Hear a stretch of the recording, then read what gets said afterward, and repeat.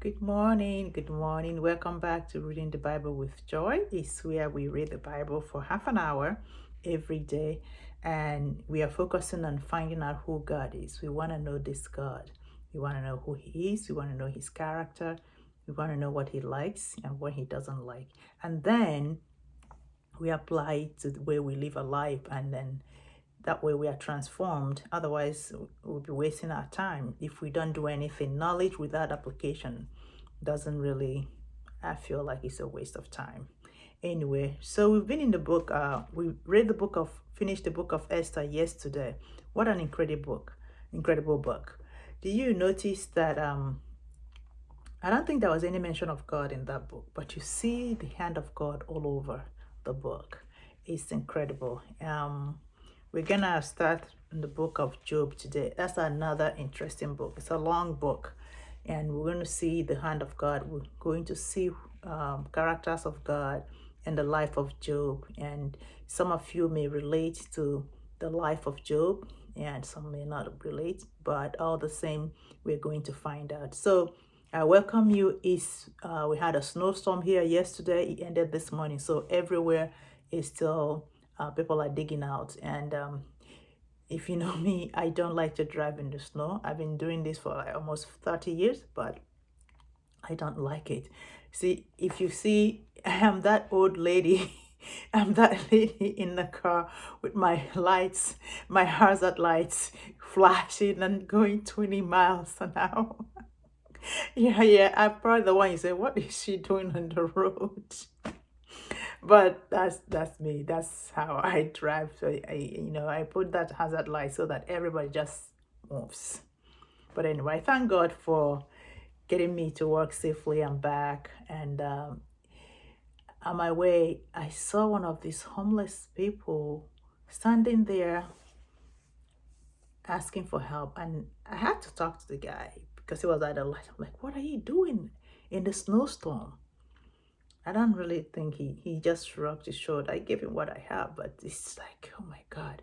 It puts it in perspective, for somebody like me who is complaining of snow and this, but I'm so grateful I have a place warm to stay. Yeah, I'll go out in the snow, do whatever I need to do, but then I have hope of coming to a warm home. I can have a warm meal. So I thank God for the grace. And you see, sometimes we judge people and we don't know their story. I don't know about him. He didn't really say anything, but I just pray that the Lord will help him. And the rest, there's a lot of them. There used to be a young lady there too that I started seeing her, and I had to talk to her too. Like, why are you here? You know, I should give her whatever I have, and I felt so bad. And she was saying she gets out there late in the evening because at that time that spot is very people love that spot, so they fight over that spot. So she comes late when she doesn't have to fight. And this young woman looks like she's in her maybe late 30s, and it just these things makes me not only grateful for my life, but it grieves my heart, that people live that way. And I just, whatever we can do in our own small way to help people like that without saying, well, maybe they're lazy. What we don't know. We don't know their story. Like that young woman I'm saying, I think she said she had babies and she told me something, I don't remember. But you look at her, she doesn't fit the narrative, people would think will be. She did not fit it at all, her looks and everything.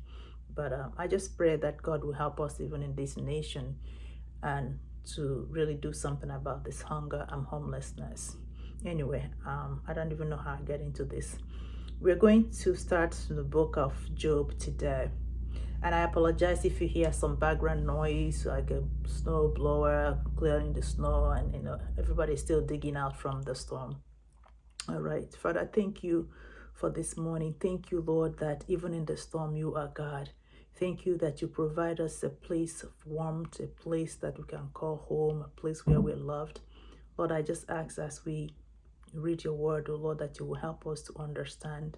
You help us to see the wonderful things. And Lord, you help us to apply these things.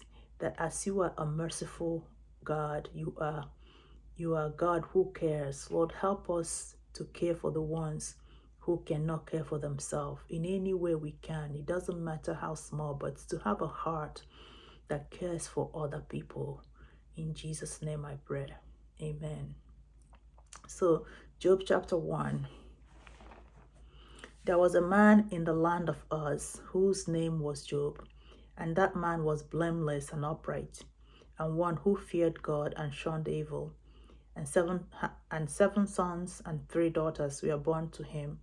Also his possessions were 7,000 sheep, 3,000 camels, 500 yoke of oxen, 500 female donkeys, and a very large household, so that this man was the greatest of all the people of the East. And his sons would go and feast in their houses, each on his appointed day, and would send and invite their 3 sisters to eat and drink with them. So it was, when the days of feasting had run their course, that Job would send and sanctify them, and he would rise early in the morning and offer burnt offerings according to the number of them all. For Job said, "It may be that my sons have sinned and cursed God in their hearts." Thus Job did regularly. Now there was a day when the sons of God came to present themselves before the Lord, and Satan also came among them. And the Lord said to Satan, "From where do you come?" So Satan answered the Lord and said, "From going to and fro on the earth, and from walking back and forth on it." Then the Lord said to Satan, "Have you considered my servant Job, that there is none like him on the earth, a blameless and upright man, one who fears God and shuns evil?" So Satan answered the Lord and said, "Does Job fear God for nothing? Have you not made a hedge around him, around his household, and around all that he has, on every side? You have blessed the work of his hands, and his possessions have increased in the land. But now stretch out your hand and touch all that he has, and he will surely curse you to your face." And the Lord said to Satan, "Behold, all that he has is in your power. Only do not lay a hand on his person." So Satan went out from the presence of the Lord. Now there was a day when his sons and daughters were eating and drinking wine in their oldest brother's house. And a messenger came to Job and said, "The oxen were plowing and the donkeys feeding beside them, when the Sabeans raided them and took them away. Indeed, they have killed the servants with the edge of the sword, and I also have escaped to tell you." While he was still speaking, another also came and said, "The fire of God fell from heaven and burned up the sheep and the servants and consumed them, and I alone have escaped to tell you." While he was still speaking, another also came and said, "The Chaldeans formed 3 bands, raided the camels and took them away. Yes, and killed the servants with the edge of the sword, and I alone have escaped to tell you." While he was still speaking, another also came and said, "Your sons and daughters were eating and drinking wine in their oldest brother's house. And suddenly a great wind came from across the wilderness and struck the 4 corners of the house. And it fell on the young people, and they are dead. And I alone have escaped to tell you." Then Job arose, tore his robe, and shaved his head, and he fell to the ground and worshipped, and said, "Naked I came from my mother's womb, and naked shall I return there. The Lord gave, and the Lord has taken away. Blessed be the name of the Lord." In all this, Job did not sin, nor charge God with wrong. Chapter 2. Again, there was a day when the sons of God came to present themselves before the Lord, and Satan came also among them to present himself before the Lord. And the Lord said to Satan, "From where did you come?" Satan answered the Lord and said, "From going to and fro on the earth, and from walking back and forth on it." Then the Lord said to Satan, Have you considered my servant Job, that there is none like him on earth, a blameless and upright man, one who fears God and shuns evil, and still he holds fast to his integrity, although you incited me against him to destroy him without cause. So Satan answered the Lord and said, Skin to skin, yes. All that a man has, he will give for his life. But stretch out your hand now and touch his bone and his flesh, and he will surely curse you to your face. And the Lord said to Satan, Behold, he is in your hand, but spare his life. So Satan went out from the presence of the Lord and struck Job with painful boils from the sole of his foot to the crown of his head. And he took for himself a potsherd with which to scrub himself while he sat in the midst of the ashes. Then his wife said to him, Do you still hold fast to your integrity? Curse God and die. But he said to her, You speak as one of the foolish women speaks. Shall we indeed accept good from God, and shall we not accept adversity? In all this, Job did not sin with his lips.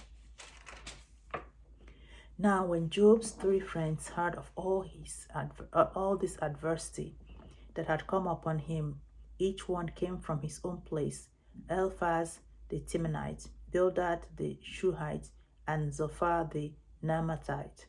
For they had made an appointment together to come and mourn with him and to comfort him. And when they raised their eyes from afar and did not recognize him, they lifted their voices and wept. And each one tore his robe and sprinkled dust on his head towards heaven. So they sat down with him on the ground 7 days and 7 nights. And no one spoke a word to him, for they saw that his grief was very great. Chapter 3. After this, Job opened his mouth and cursed the day of his birth. And Job spoke and said, May the day perish on which I was born, and the night in which it was said, A male child is conceived. May that day be darkness. May God above not seek it, nor the light shine upon it.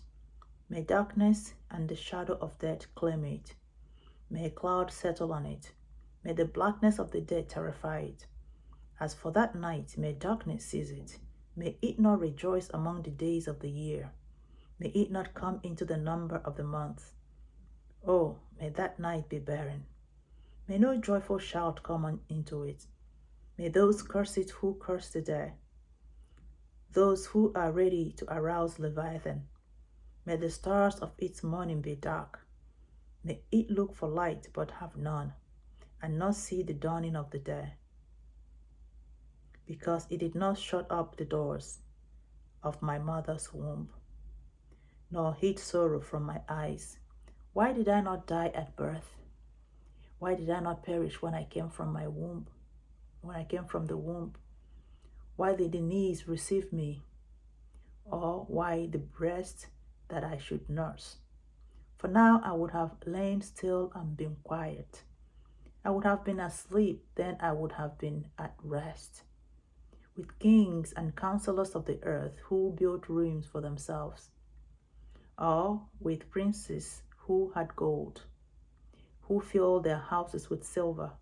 Or why was I not hidden like a stillborn child, like infants who never saw light? There the wicked cease from troubling, and there the weary are at rest. There the prisoners rest together. They do not hear the voice of the oppressor. The small and great are there, and the servant is free from his master. Why is light given to him who is in misery, and life to the bitter of soul? Who long for death, but it does not come, and search for it more than hidden treasures? Who rejoice exceedingly, and are glad when they can find grave? Why is light given to a man whose way is hidden, and whom God has hedged in? For my sighing comes before I eat, and my groanings pour out like water. For the things I greatly feared has come upon me, and what I dreaded has happened to me. I'm not at ease, nor am I quiet. I have no rest, for trouble comes. Chapter 4. Then Eliphaz the Temanite answered and said, If one attempts a word with you, will you become weary? But who can withhold himself from speaking?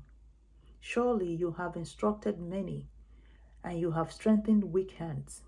Your words have upheld him who was stumbling, and you have strengthened the feeble knees. But now it comes upon you, and you are weary. It touches you, and you are troubled. Is not your reverence your confidence, and the integrity of your ways your hope? Remember now, whoever perished being innocent, or were there the upright ever cut off? Even as I have seen, those who plow iniquity and sow trouble reap the same. By the blast of God they perish, and by the breath of his anger they are consumed. The roaring of the lion, the voice of the fierce lion, and the teeth of the young lions are broken. The old lion perishes for lack of prayer, and the cubs of the lioness are scattered. Now a word was secretly brought to me, and my ear received a whisper of it. In disquieting thoughts from the vision of the night, when deep sleep falls on men, fear came upon me and trembling, which made all my bones shake. Then a spirit passed before my face, the hair on my body stood up. It stood still, but I could not discern its appearance. A form was before my eyes. There was silence. Then I heard a voice saying, Can a mortal be more righteous than God? Can a man be more pure than his Maker? If he puts no trust in his servants, if he charges his angels with error, how much more those who dwell in houses of clay, whose foundation is in the dust, who are crushed before a moth. They are broken in pieces from morning till evening. They perish forever with no one regarding. Does not their own excellence go away? They die even without wisdom. Chapter 5. Call now. Is there anyone who will answer you? And to which of the holy ones will you turn? For wrath kills a foolish man, and envy slays a simple one. I have seen the foolish taking root, but suddenly I cursed his dwelling place. His sons are far from safety. They are crushed in the gate, and there is no deliverer, because the hungry eat up his harvest, taking it even from the thorns, and a snare snatches their substance. For affliction does not come from the dust, nor does trouble spring from the ground. Yet man is born to trouble as the sparks fly upwards. But as for me, I would seek God, and to God I would commit my cause. Who does great things and unsearchable, marvelous things without number? He gives rain on the earth and sends waters on the fields. He sets on high those who are lowly, and those who mourn are lifted to safety. He frustrates the devices of the crafty, so that the hands cannot carry out their enterprise. Should need to mark this.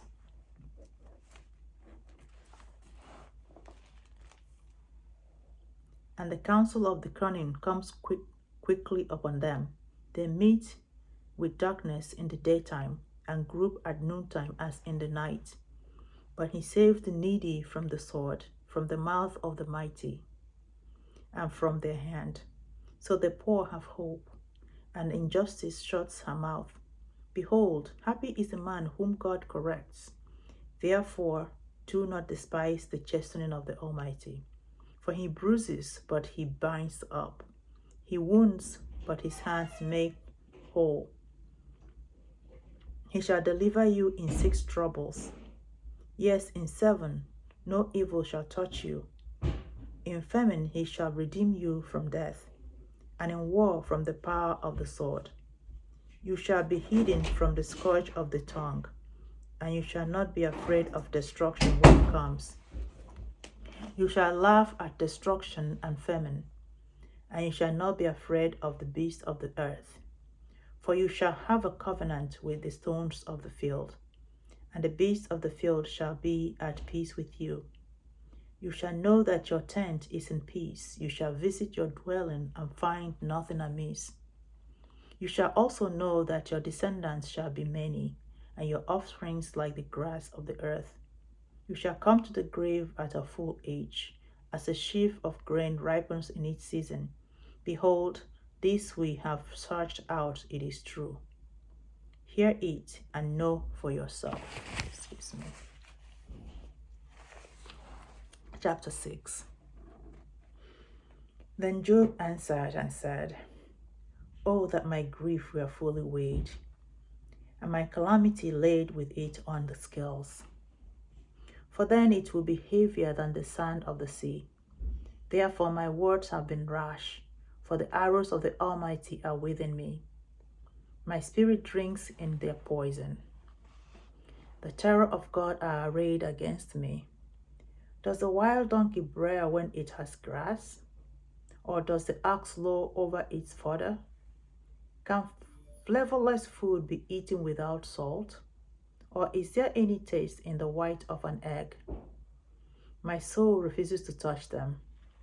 They are as loathsome food to me. Oh, that I might have my request, that God would grant me the thing that I long for, that it would please God to crush me, that he would loose his hands and cut me off. Then I would still have comfort. Though in anguish I would exult, he will not spare. For I have not concealed the words of the Holy One. What strength do I have that I should hope? And what is my end that I should prolong my life? Is my strength the strength of stones? Or is my flesh bronze? Is my help not within me? And is success driven from me? To him who is afflicted, kindness should be shown by his friend, even though he forsakes the fear of the Almighty.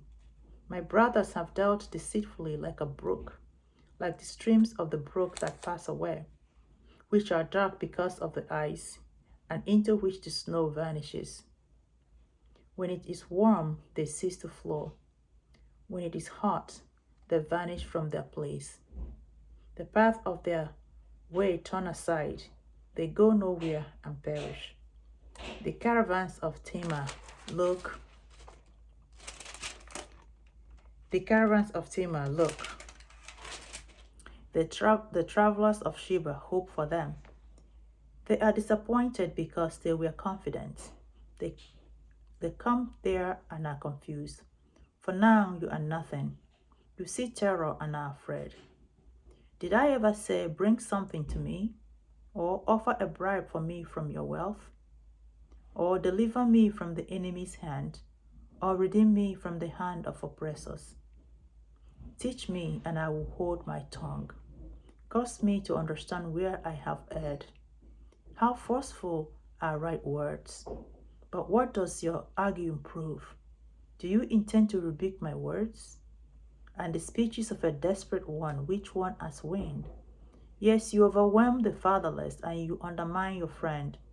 Now, therefore, be pleased to look at me, for I would never lie to your face. Yield now, let there be no injustice. Yes, concede my righteousness still stands. Is there injustice on my tongue? Cannot my taste discern the unsavory? Chapter 7. Is there not a time of hard service for man on earth? Are not his days alone also like the days of a hired man? Like a servant who earnestly desires the shade, and like a hired man who eagerly looks for his wages. So I have been allotted months of fertility, and wearisome nights have been appointed to me. Excuse me. When I lie down, I say, when shall I arise? And the night be ended?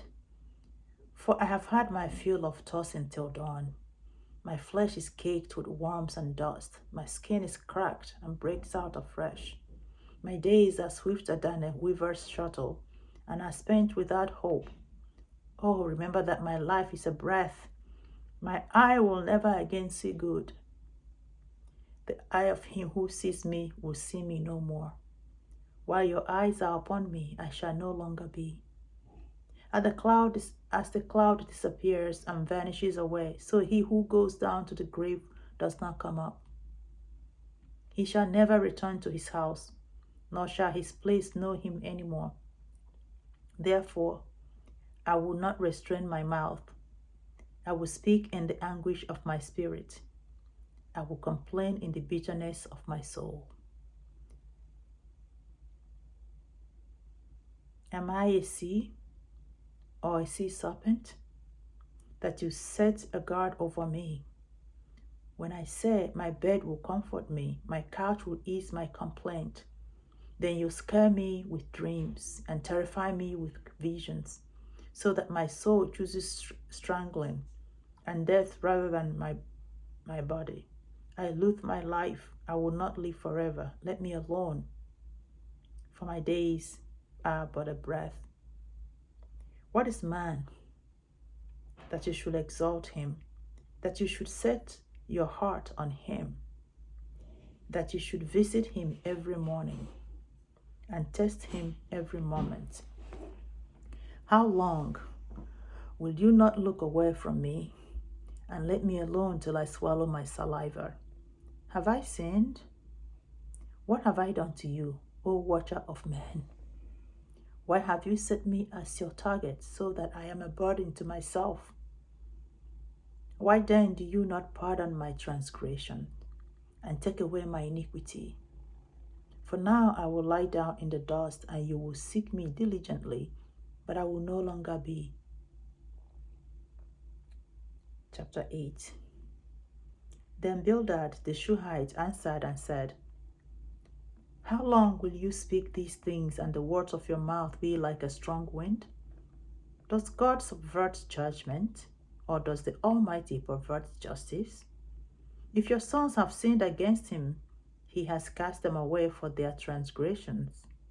If you would earnestly seek God and make your supplications to the Almighty, excuse me, if you were pure and upright, surely now he would awake for you and prosper your rightful dwelling place.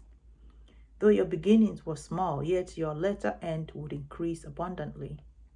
For inquire, please, of the former age, and consider the things discovered by their fathers. For we were born yesterday and know nothing, because our days on earth are a shadow. Will they not teach you and tell you, and utter words from their heart? Can the papyrus grow up without a marsh? Can the reed flourish without water? While it is yet green and not cut down, it withers before any other plant. So are the path of all who forget God, and the hope of the hypocrite shall perish, whose confidence shall be cut off, and whose trust is a spider web. He leans on his house, but it does not stand. He holds it fast, but it does not endure. He grows green in the sun, and his branches spread out in his garden. His roots wrap around the rock heap and look for a place in the stones. If he is destroyed from his place, then it will deny him, saying, I have not seen you. Behold, this is the joy of his way, and out of the earth others will grow. Behold, God will not cast away the blameless, nor will he uphold the evildoers. He will yet fill your mouth with laughing, and your lips with rejoicing. Those who hate you will be clothed with shame, and the dwelling place of the wicked will come to nothing. We're gonna stop here today. That's a sobering reading from the book of Job. But you just need to meditate, and it's a tough one. But the interesting thing here is, for me, is that God himself testified that Job was a good man. God himself testified that Job was a good man. And what it makes it even more confusing. Like, you think when you are living a life where you're pure, you're righteous, that things will go well. But you see, the devil is always around. And he came, and the Lord said, don't touch his life. How wicked. See the wickedness of the devil. That should make us run to God, closer and closer to the Lord, because he's merciful. Says Job, does Job fear God for nothing? He brings all this accusation. But we're not concerned with the devil really here. We're concerned with God. Who is God like in this? Job was an incredible man. All these things happened. They cannot be coincidence. But what did he do? It's incredible. In chapter 1, verse 20, he said, then Job arose, tore his robe, shaved his head, he fell to the ground and worshipped. I don't know who can do that. This book is deep, really. And then he recognized who he was. Naked I came from my mother's womb, and naked shall I return there. The Lord gave, the Lord has taken away. Blessed be the name of the Lord. He focused on God. He worshipped God. I mean, when you can worship God in the midst of that pain, when everything is working against you, it takes grace. It's not something that just happens. He built it up over time. But I trust God as we are learning who he is, that he will help us to come to that place where he's the only thing, the only person that matters. He will be our number one, so that in good and in bad, we will know, we can say like Job, that we worship like him. So we need to meditate on this. And I'll see you back tomorrow. Thank you for joining me. Have a wonderful day. We are cruising. We're already in chapter 9. God bless you. Thank you.